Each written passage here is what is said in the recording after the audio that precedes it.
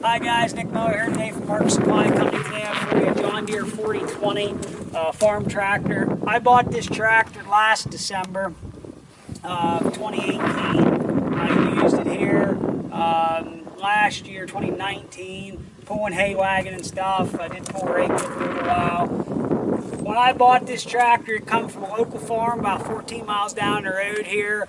They owned it for a long period of time. The son was pulling some silage wagons and went to pull out in high gear, and whether he blazed the clutch up in like high range 7th, 8th gear, it wants to slip. The more I run it, the better it was. Down in all the low gears, it's fine and seems fine, and I didn't have any issues in any of the low gears. And I thought I'd get around to splitting it someday and putting a clutch in it, and I just haven't done it. So I'm going to list this tractor and sell it the way it is, cleaning up some stuff that I'm just not using. So I'll put that money into other stuff. But it is a John Deere 4020. It does have very good rubber on the rear and good rims.